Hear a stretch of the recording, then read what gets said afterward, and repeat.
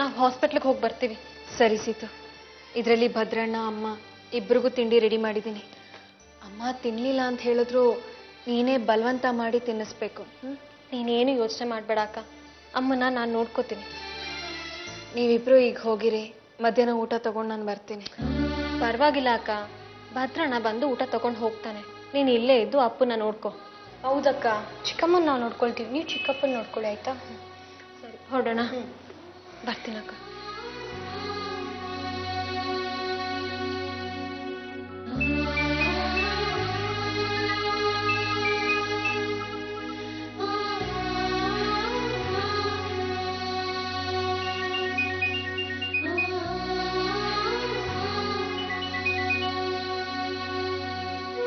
Hello ಅಮ್ಮ. ಸಂಗೀತ, ನಿಮ್ಮ ತಂದೆ ಹೇಗಿದ್ದಾರಮ್ಮ? ಪರವಾಗಿಲ್ಲ ಅಮ್ಮ, ಮಗು ಥರನೇ ಇದ್ದಾರೆ. ಸಮಾಧಾನ ಮಾಡ್ಕೋ ಸಂಗೀತ, ನನಗೆ ನಂಬಿಕೆ ಇದೆ. ಆದಷ್ಟು ಬೇಗ ನಿಮ್ಮ ತಂದೆ ಹುಷಾರಾಗ್ತಾರೆ, ಮೊದಲಿನ ಹಾಗೆ ಆಗ್ತಾರೆ. ಒಂದೊಂದು ಸಲ ಆ ದೇವರು ಒಳ್ಳೆಯವ್ರ ಜೀವನದಲ್ಲಿ ತುಂಬ ಕೆಟ್ಟವನಾಗ್ಬಿಡ್ತಾನೆ ಸಂಗೀತ. ನಾವೇ ತಾಳ್ಮೆಯಿಂದ ಎಲ್ಲನೂ ಸಹಿಸ್ಕೊಂಡು ಸಮಾಧಾನವಾಗಿ ನಡ್ಕೋಬೇಕು. ನನಗೆ ಬಂದಿರೋ ಕಷ್ಟದಲ್ಲಿ ಸಮಾಧಾನ ಅನ್ನೋದು ಕರ್ಗ ಹೋಗ್ಬಿಟ್ಟಿದೆ ಅಮ್ಮ. ಏನೇ ಬಂದರೂ ಸುಮ್ಮನೆ ಅನುಭವಿಸ್ತಾ ಇದ್ದೀನಿ ಅಷ್ಟೆ. ಸಂಗೀತ, ಇಷ್ಟೊಂದು ನೊಂದ್ಕೋಬೇಡಮ್ಮ. ಆ ಮನೇಲಿ ಎಲ್ರಿಗೂ ಧೈರ್ಯ ತುಂಬಬೇಕಾದವಳು ನೀನು. ನೀನೇ ಹೀಗೆ ಧೈರ್ಯ ಕೆಟ್ಟರೆ ಹೇಗಮ್ಮ? ಹೇಗೆ ಅಂದ್ರೆ ನನಗೆ ದಾರಿನೇ ತೋಚ್ತಾ ಇಲ್ಲ. ಅಪ್ಪನ ಪರಿಸ್ಥಿತಿ ಹೀಗಿದೆ, ಮತ್ತೊಂದ್ ಕಡೆ ಅಮ್ಮ. ಸಂಗೀತ, ಶಾರದಾಗ್ ಏನಾಯ್ತಮ್ಮ? ಶಾರದಾ ಹುಷಾರಾಗಿದ್ದಾರೆ ತಾನೆ? ಅಮ್ಮ ಮೆಂಟಲಿ ಡಿಸ್ಟರ್ಬ್ ಆಗಿದ್ದಾರೆ, ಅವರೀಗ ಹಾಸ್ಪಿಟ್ಲಲ್ಲಿ ಅಡ್ಮಿಟ್ ಆಗಿದ್ದಾರೆ.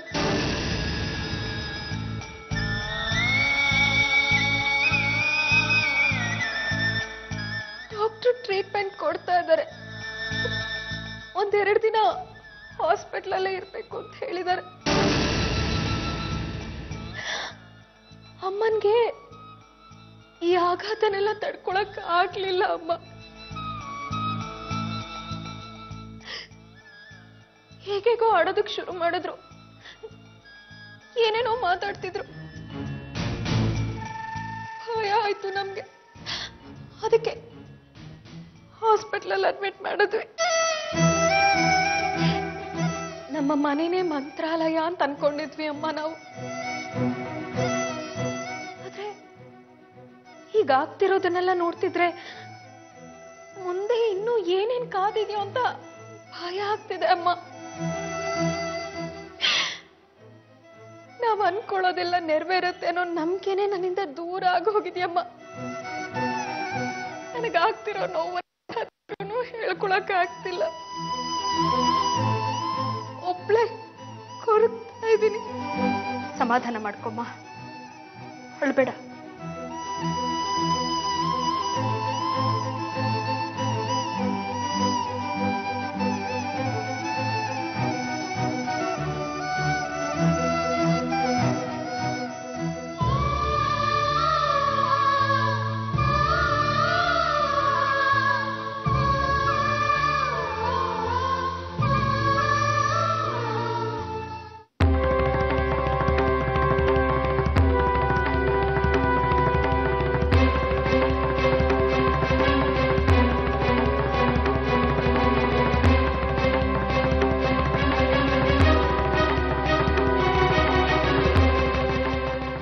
ಮದುವೆ ವರ್ಷದ ಒಳಗಡೆ ಏನಾದರೂ ನಡೀಲಿಲ್ಲ ಅಂದ್ರೆ ಆಮೇಲೆ ಸಂಗೀತ ಈ ಮನೆಗೆ ಸೊಸೆಯಾಗಿ ಬರೋದಕ್ಕೆ ಸಾಧ್ಯವೇ ಇಲ್ಲ. ರಘುಗೆ ಈಗ ನಡೀತಿರೋ ಗ್ರಹಗತಿ ನೋಡಿದ್ರೆ ರಘು ಸಂಗೀತನ ಮದುವೆ ಆಗಲ್ಲ, ಸಂಗೀತ ತೋರಿಸಿದ ಹುಡುಗಿನ ಮದುವೆ ಆಗ್ತಾನೆ.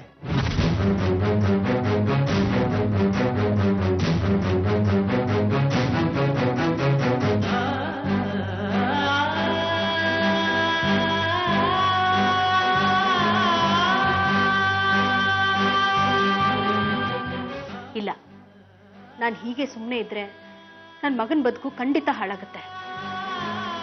ಸಂಗೀತ ಅಪ್ಪನಿಗೆ ಹಾಗಾಗಿದೆ. ಅವ್ರು ಹುಷಾರಾಗೋದು ಎಷ್ಟು ದಿವಸ ಆಗುತ್ತೋ ಏನೋ. ಈಗ ನೋಡಿದ್ರೆ ಶಾರದಾಗ ಹೀಗಾಗಿದೆ. ಇದೆಲ್ಲ ಸರಿ ಹೋಗೋದು ಯಾವಾಗ? ನನ್ನ ಮಗನ ಮದುವೆ ನಡೆಯೋದು ಯಾವಾಗ? ಈ ಪರಿಸ್ಥಿತಿನಲ್ಲಿ ನಾನು ಯಾವುದಾದ್ರೂ ಒಂದು ತೀರ್ಮಾನಕ್ಕೆ ಬರಲೇಬೇಕು.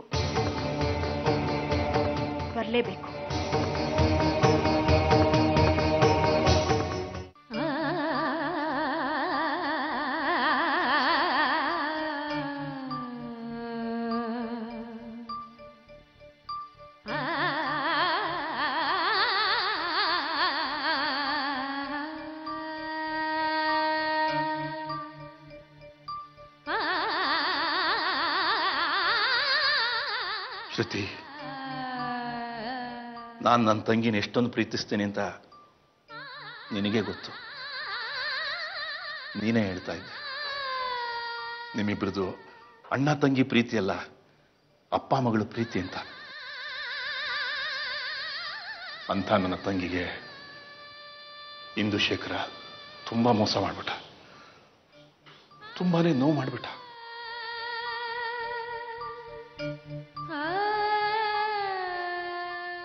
ಅದನ್ನ ನೆನ್ಸ್ಕೊಂಡ್ರೆ ನನ್ನ ಕಣ್ಣಲ್ಲಿ ರಕ್ತ ಬರುತ್ತೆ.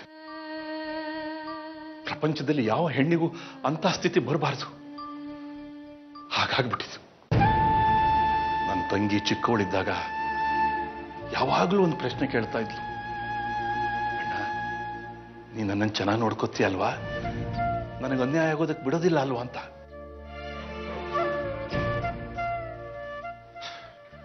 ಅದ್ಯಾಕಂತ ಪ್ರಶ್ನೆ ಕೇಳ್ತಾ ಇದ್ಲೋ ಏನೋ. ಅದಕ್ಕೆ ಅವಳಿಗಾಗಿರೋ ಅನ್ಯಾಯನ ಸರಿಪಡಿಸ್ಬೇಕು ಅಂತ ನಾನು ರಾಶಿನ ಈ ಮನೆ ಸೊಸೆ ಮಾಡ್ಕೋಬೇಕು ಅಂತ ನಿರ್ಧಾರ ಮಾಡಿದ್ದೀನಿ. ನನ್ನ ಈ ನಿರ್ಧಾರ ಕೇಳಿ ನನ್ನ ತಂಗಿ ಎಷ್ಟೊಂದು ಸಂತೋಷ ಪಟ್ಲು ಗೊತ್ತಾ. ರಾಶಿ ಮನೆ ಸೊಸೆ ಆದ್ರೆ ನೀನಿದ್ದೆಲ್ಲ, ಆಗ ಅಂತ ಸಂತೋಷ ಸುಖ ನೆಮ್ಮದಿ ಮತ್ತೆ ಈ ಮನೆಗೆ ಬರುತ್ತೆ. ನಮ್ಮ ಮಗ ಸಂತೋಷ ರಾಶಿನ ಮದುವೆ ಆದ್ರೆ ರಾಶಿ ಈ ಮನೆ ಮಹಾರಾಣಿ ತರ ಇರ್ತಾಳೆ. ಆಗ ನಾವೆಲ್ಲರೂ ಅಮ್ಮ, ನಾನು, ತಂಗಿ, ಸಂತೋಷ, ರಾಶಿ ಸಂತೋಷವಾಗಿ ನಿಲ್ತಾ ಇರ್ತೀವಿ. ನಮ್ಮ ಈ ಸಂತೋಷ ನೋಡಿ ನೀನು ಅಲ್ಲಿಂದನೇ ಸಂತೋಷ ಪಡ್ತೀಯ, ನಗ್ನಗ್ತಾ ಇರ್ತೀಯ ಅಲ್ವಾ?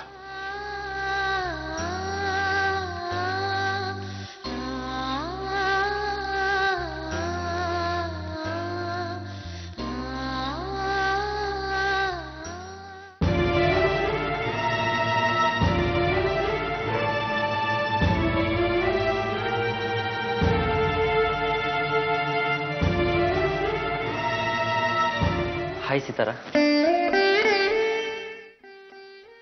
ಈಗ ಅಮ್ಮ ಹೇಗಿದ್ದಾರೆ? ಈಗ ಸ್ವಲ್ಪ ಪರವಾಗಿಲ್ಲ.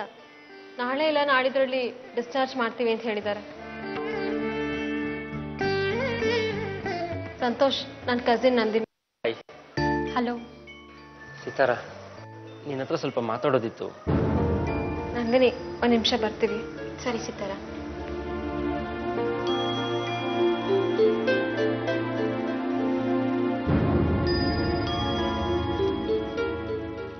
ಸಂತೋಷ್, ಏನೋ ಮಾತಾಡ್ಬೇಕು ಅಂದಿಲ್ಲ, ಏನದು?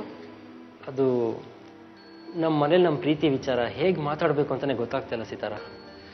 ತುಂಬ ಸಂಕಟ ಆಗ್ತಾ ಇದೆ. ನಮ್ಮ ತಂದೆ ಅವ್ರ ತಂಗಿ ಮಗಳನ್ನೇ ಮದುವೆ ಆಗುವಂತ ಬಲವಂತ ಮಾಡ್ತಾ ಇದ್ದಾರೆ ಸಿತಾರ.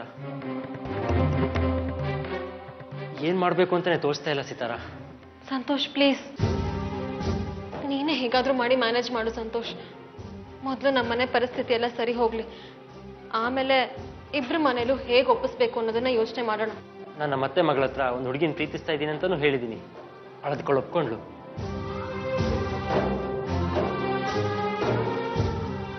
ಅದಕ್ಕೋಳು ಅವ್ರ ತಾಯಿ ಹತ್ರ ಈಗಲೇ ಮದುವೆ ಬೇಡ, ನಾನಿನ್ನೂ ಓದಬೇಕು ಅಂತ ಏನೇನೋ ಕಾರಣಗಳು ಕೊಟ್ಟಿದ್ದಾಳೆ.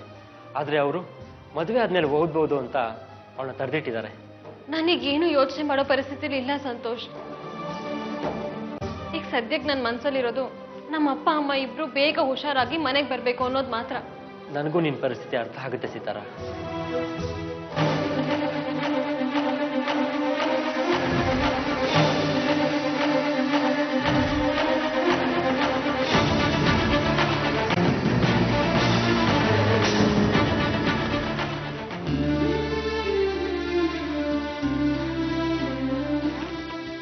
ಸಿತಾರೆಯಲ್ಲಿ ಅವಳ ಫ್ರೆಂಡ್ ಜೊತೆ ಮಾತಾಡಕ್ಕೆ ಹೋಗಿದ್ದಾಳೆ. ಸರಿ, ನೀನು ಊಟ ಮಾಡು. ಸಿತಾರ ಬಂದ್ಮೇಲೆ ಊಟ ಮಾಡ್ತೀನಣ್ಣ. ಸರಿ, ನಾನು ಇಲ್ಲೇ ಟೆರೆಸ್ ಮೇಲೆ ಇರ್ತೀನಿ. ಏನಣ್ಣ ಇದ್ರೆ ಫೋನ್ ಮಾಡು. ಸರಿ ಅಣ್ಣ. ಹಾ? ಹ್ಮ್.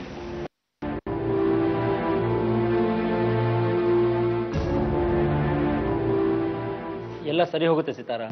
ಅಲ್ಲಿವರೆಗೂ ನಾವು ತಾಳ್ಮೆಯಿಂದ ಕಾಯ್ಬೇಕು ಅಷ್ಟೇ.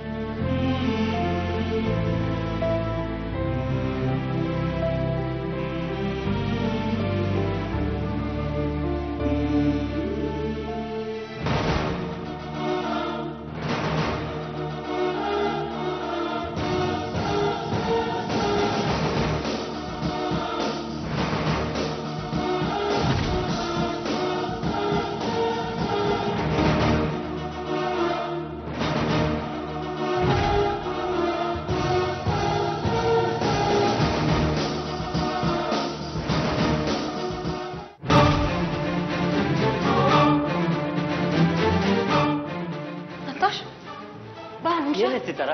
ಬಾ.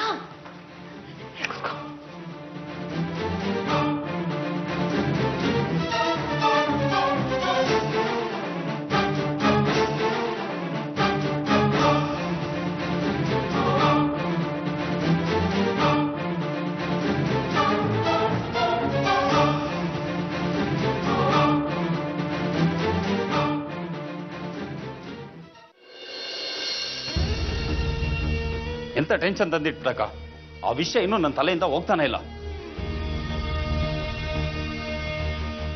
ಆಪರೇಷನ್ ಸಕ್ಸಸ್, ಪೇಷಂಟ್ ಡೆಡ್ ಅಂತಾರಲ್ಲ, ಹಂಗಾಯ್ತು. ಆ ನಂದಕುಮಾರ್ ಎದುರುಗಡೆ ಮಾತಾಡೋಂತ ಬಾಯ್ ಚಪ್ಪಲ ನಿನಗೆ ಯಾಕೆ ಬಂತು ಅಕ್ಕ? ಎಲ್ಲ ನಾವ್ ಅನ್ಕೊಂಡಂಗೆ ಆಯ್ತು. ಇನ್ನೇನಪ್ಪ ಲೈಫ್ ಚೇಂಜ್ ಆಗೋಯ್ತು ಅನ್ಕೊಳ್ಳೋ ಟೈಮಿಗೆ ಸರಿಯಾಗಿ ನಿನ್ ತಲೆ ಮೇಲೆ ಆಟೋಮಾಮ್ ಇಟ್ಕೊಂಡು ನನಗೂ ಇಟ್ಟೆ. ನೀನ್ ಯಾಕೆ ಅಷ್ಟೊಂದು ತಲೆ ಕೆಡ್ಸ್ಕೊಂಡಿದ್ಯಾ? ಏನೇ ಆದ್ರೂ ನಾನು ನೋಡ್ಕೋತೀನಿ ಅಂತ ಅಮರ್ ಹೇಳಿಲ್ವಾ? ಅಕ್ಕ, ನೀನ್ ಯಾಕಕ್ಕ ಈ ದಡ್ಡಿ ತರ ಮಾತಾಡ್ತೀಯಾ? ಆ ಡಾಕ್ಟರ್ ಮನೆಯವ್ರು ಕಂಪ್ಲೇಂಟ್ ಕೊಟ್ಟು ಪೊಲೀಸ್ನವ್ರು ಬಂದು ನಮ್ಮನ್ನ ಎತ್ತಾಕೊಂಡೋದ್ರೆ ಈ ಲಾಯರ್ ತಾನೆ ಏನ್ ಮಾಡಕ್ಕಾಗುತ್ತೆ? ಹಾಗೇನಾದ್ರೂ ಆದ್ರೆ ನಮ್ಗೆ ಬೇಲ್ ಕೊಟ್ಟು ಹೊರಗಡೆ ಕರ್ಕೊಂಡ್ ಬರ್ತಾರೆ. ಅಕ್ಕ, ಬೇಲ್ ತಗೊಂಡಿದ ತಕ್ಷಣ ನಾವು ಸೇಫ್ ಆಗ್ಬಿಡೋದಿಲ್ಲ. ನಿಜವಾದ ಗ್ರಹಚಾರ ಶುರು ಆಗೋದೇ ಅಲ್ಲಿಂದ. ಏನ್ ಹೇಳ್ತಾ ಇದ್ಯಾ? ಪೊಲೀಸ್ನವರ ಇಕ್ಕಳಕ್ಕೆ ಒಂದು ಸಲ ಸಿಗಾಕೊಂಡ್ರೆ ನಮ್ಮ ಪಾಪದ ಕೂಪದ ಪುಸ್ತಕದ ಮೊದಲನೇ ಪುಟ ಓದಿ ಸುಮ್ನಾಗ್ಬಿಡ್ತಾರೆ ಅನ್ಕೊಂಡಿದ್ಯಾ? ಪ್ರತಿ ಪುಟನೂ ತಿರುವಾಗ್ತಾರೆ, ನಮ್ಮ ಜನ್ಮ ಜಾಲಾಡ್ಬಿಡ್ತಾರೆ. ಪ್ರತಿ ಊರಲ್ಲೂ ನಾವು ಮಾಡಿರೋ ಪಾಪದ ಕೆಲಸಗಳನ್ನ ಬೂದು ಕನ್ನಡಿ ಹಾಕಿ ಹುಡುಕ್ತಾರೆ. ಎಲ್ಲಾ ಕೇಸುಗಳಿಗೆ ಶಿಕ್ಷೆ ಅಂತ ಏನಾದ್ರೂ ಆದ್ರೆ ಇಡೀ ನಮ್ಮ ಜನ್ಮಾನೇ ಜೈಲಲ್ಲಿ ಕೊಳಿಬೇಕಾಗುತ್ತೆ. ಪರ್ಮನೆಂಟ್ ಅಡ್ರೆಸ್ ಅಂತ ಪರಪ್ಪನ ಅಗ್ರಹಾರದ ಅಡ್ರೆಸ್ ಕೊಡ್ಬೇಕಾಗುತ್ತೆ. ಇಲ್ಲ ರಾಕಿ, ಹಾಗಾಗ್ಬಾರ್ದು. ನನ್ನ ಜೀವನದಲ್ಲಿ ಹೇಗೇಗೋ ಬದುಕ್ಬೇಕು ಅಂತ ಕನ್ಸ್ ಕಂಡ್ಕೊಂಡಿದ್ದೀನಿ. ಅದಕ್ಕೋಸ್ಕರ ಮಾಡ್ಬಾರ್ದು ಮಾಡಿದ್ದೀನಿ, ಆಡ್ಬಾರ್ದು ನಾಟಕ ಎಲ್ಲ ಆಡಿದ್ದೀನಿ. ಅದ್ರ ಹಿಂದೆ ಇರೋ ಉದ್ದೇಶ ಒಂದೇ, ನಾನ್ ಅನ್ಕೊಂಡ್ ಹಾಗೆ ನನ್ನ ಜೀವನದಲ್ಲಿ ನಾನು ಬದುಕ್ಬೇಕು. ನಾವು ಜೈಲ್ ಪಾಲಾಗ್ಬಾರ್ದು, ನಾವು ಜೈಲ್ ಪಾಲಾಗ್ಬಾರ್ದು ಕಣೋ. ಏನು ಅಕ್ಕ ತಮ್ಮ ಇಬ್ರು ಪೂರ್ತಿ ಟೆನ್ಷನ್ಲಿರೋ ಆಗಿದೆ? ಇನ್ನೇನ್ ಲಾಯರೇ, ಬೆಂಡು ಬತ್ತಾಸ್ ತಿನ್ಕೊಂಡು ಸಂತೋಷವಾಗಿರ್ಬೇಕಾಗಿತ್ತ?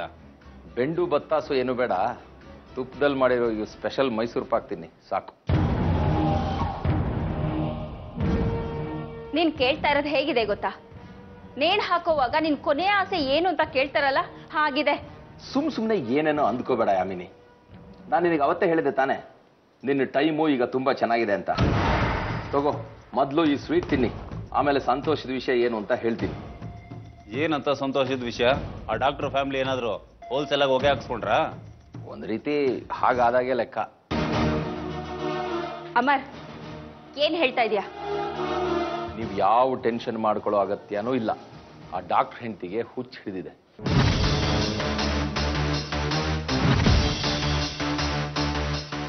ನಂಬೋದಕ್ಕೆ ಕಷ್ಟ ಆಗ್ತದೆ ಅಲ್ವಾ? ಪರಿಸ್ಥಿತಿ ಹೀಗಿರ್ಬೇಕಾದ್ರೆ ಆ ಶಾರದಾ ಇನ್ನು ಕಂಪ್ಲೇಂಟ್ ಕೊಡೋದು ಎಲ್ಲಿಂದ ಬಂತು? ನಿಮ್ಮನ್ನ ಯಾರು ಏನು ಮಾಡಕ್ಕಾಗಲ್ಲ. ಕೊಡಿ ಕೊಡಿ ಲಾಯರೇ, ಫಸ್ಟ್ ಎಂತ ಸ್ವೀಟ್ ನ್ಯೂಸ್ ಹೇಳಿದ್ರ? ಸ್ವೀಟ್ ತಗೊಳಕ. ಹೀರೋ, ನಮ್ಗೆ ಎಂತ ಒಳ್ಳೆ ಸುದ್ದಿ ಹೇಳಿದ್ದಾರೆ. ಮೊದ್ಲು ಅಮರ್ ಸ್ವೀಟ್ ತಿನ್ಸ್ಬೇಕು. ಎಲ್ಲಿ ಅಕ್ಕ ಈಗ ನೀನ್ ಸ್ವೀಟ್. ಕಂಡೋರ್ ಮನೆ ದೀಪ ಆರಿಸೋ ನೀನೇ ಇಷ್ಟು ಕಿಲಾಡಿ ಆಗಿರ್ಬೇಕಾದ್ರೆ ನಿನ್ನ ಮನೆ ದೀಪಕ್ಕೆ ಎಣ್ಣೆ ಹಾಕೋ ನಾನು ಇನ್ನೆಷ್ಟು ಕಿಲಾಡಿ ಆಗಿರ್ಬೇಡ ಯಾಮಿನಿ.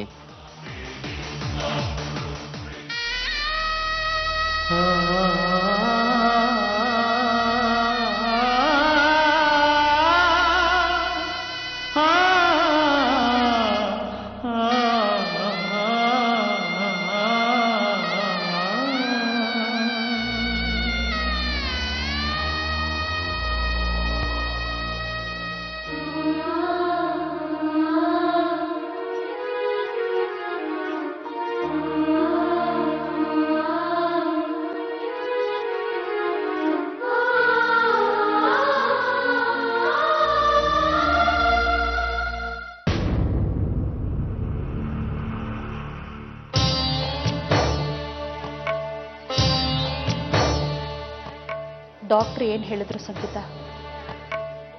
ತುಂಬ ಶಾಕಿಂದ ಅಮ್ಮಂಗೆ ಹೀಗಾಗಿದೆ. ಇನ್ನೂ 2 ದಿನ ಹಾಸ್ಪಿಟ್ಲಲ್ಲೇ ಇರಬೇಕು, ಆಮೇಲೆ ಡಿಸ್ಚಾರ್ಜ್ ಮಾಡ್ತೀವಿ ಅಂತ ಹೇಳಿದ್ರು. ನಾವೇನೋ ಅನ್ಕೊಂಡಿದ್ವಿ, ಅದಿನ್ನೇನೋ ಆಗೋಯ್ತು. ನಾನು ಯಾವಾಗ ಶಾರದಾ ಪರಿಸ್ಥಿತಿಗೆ ಬರ್ತೀನೋ ಗೊತ್ತಿಲ್ಲಮ್ಮ. ಅಮ್ಮ ಎಂತ ಮಾತಾಡ್ತಿದ್ದೀರಾ ನೀವು? ಮತ್ತಿನ್ನೇನು ಮಾಡಲಿ ಸಂಗೀತ? ಈಗ ನೀನಿರೋ ಪರಿಸ್ಥಿತಿಲಿ ನಾನು ನನ್ನ ಸಂಕಟನ ಹೇಳ್ಕೋಬಾರ್ದು, ಆದರೆ ವಿಧಿ ಇಲ್ಲ. ನಿಮ್ಮನೆ ಪರಿಸ್ಥಿತಿ ಈಗ ಹೇಗಿದೆಯೋ ನಮ್ಮನೆ ಪರಿಸ್ಥಿತಿನೂ ಈಗ ಹಾಗೇ ಇದೆಯಮ್ಮ. ಏನು ಹೇಳ್ತಾ ಇದ್ದೀರಾ ಅಮ್ಮ? ಹೌದು ಸಂಗೀತ, ಮುಂದೆ ಏನಾಗುತ್ತೋ ಅನ್ನೋ ಆತಂಕದಲ್ಲಿ ನಾವಿದ್ದೀವಿ. ನಮ್ಮ ಮಗನ ಪರಿಸ್ಥಿತಿನ ನಾವು ನಮ್ಮಿಂದ ನೋಡೋಕ್ಕಾಗ್ತಾ ಇಲ್ಲಮ್ಮ.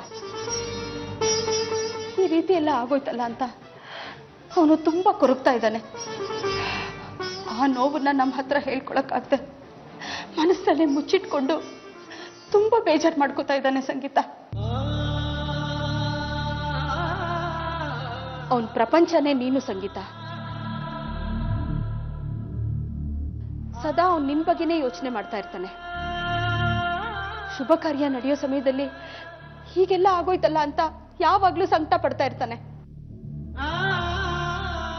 ಈ ಮದುವೆ ನಡೆಯತ್ತೋ ಇಲ್ವೋ ಅನ್ನೋ ಅನುಮಾನ ಈಗ ಅವನನ್ನ ತುಂಬಾ ಕಾಡ್ತಾ ಇದೆ ಸಂಗೀತ. ಶಾಸ್ತ್ರಿಗಳು ಹೇಳಿದ್ದಕ್ಕೂ ಹೀಗೆಲ್ಲ ನಡೆದಿರೋದಕ್ಕೂ ರಘು ತುಂಬಾ ಹೆದರ್ಕೊಂಡ್ಬಿಟ್ಟಿದ್ದಾನಮ್ಮ. ಅವನ ಭಯ ದೂರ ಆಗ್ಬೇಕು ಅನ್ನೋದಾದ್ರೆ ನೀವಿಬ್ರು ಮದ್ವೆ ಆಗ್ಲೇಬೇಕು. ಈ ಪರಿಸ್ಥಿತಿಲಿ ನನ್ನ ಮದ್ವೆ ಆಗೋದಕ್ಕೆ ಹೇಗಮ್ಮ ಸಾಧ್ಯ? ನಾನೇನು ಆಡಂಬರದ ಮದ್ವೆ ನಡೀಲಿ ಅಂತ ಹೇಳ್ತಾ ಇಲ್ಲಮ್ಮ. ಸಿಂಪಲ್ ಆಗಿ ಒಂದು ದೇವಸ್ಥಾನದಲ್ಲಿ ಮದ್ವೆ ನಡೀಲಿ. ನಮ್ಮನೆಯವರು ನಿಮ್ಮನೆಯವರು ಇದ್ರೆ ಸಾಕು, ಬೇರೆ ಯಾರನ್ನು ಕರೆಯೋದು ಬೇಡ. ನಾವಿಂಥ ಪರಿಸ್ಥಿತಿಲಿ ಇರ್ಬೇಕಾದ್ರೂ ಇವರು ಮದ್ವೆ ಬಗ್ಗೆ ಮಾತಾಡ್ತಾ ಇದ್ದಾರೆ. ಎಂತ ಸ್ವಾರ್ಥಿಗಳು ಅಂತ ನೀನು ತಿಳ್ಕೊಂಡ್ರು ಪರವಾಗಿಲ್ಲ. ಹೆತ್ ಕರಳು, ನನ್ನ ಮಗನ ಈ ಪರಿಸ್ಥಿತಿನ ನನ್ನಿಂದ ನೋಡಕ್ ಆಗ್ತಾ ಇಲ್ಲಮ್ಮ. ಹಾಗೆ ನಮ್ಮ ಅಪ್ಪ ಅಮ್ಮ ಈ ಪರಿಸ್ಥಿತಿಲಿರೋದನ್ನ ನನ್ನ ಕೈಲೂ ನೋಡಕ್ ಆಗ್ತಿಲ್ಲ ಅಮ್ಮ. ಅಲ್ಲ, ತಂದೆ ತಾಯಿ ಈ ಸ್ಥಿತಿಲಿ ಇರ್ಬೇಕಾದ್ರೆ ಯಾವ ಮಗಳು ತಾನೇ ಮದ್ವೆ ಮಾಡ್ಕೊಳ್ಳೋದಕ್ಕೆ ಒಪ್ಕೊಳ್ತಾಳೆ ಹೇಳಿ? ಹಾಗಾದ್ರೆ ಸದ್ಯಕ್ಕಂತೂ ಈ ಮದ್ವೆ ನಡೆಯೋದಕ್ಕೆ ಸಾಧ್ಯನೇ ಇಲ್ಲಮ್ಮ.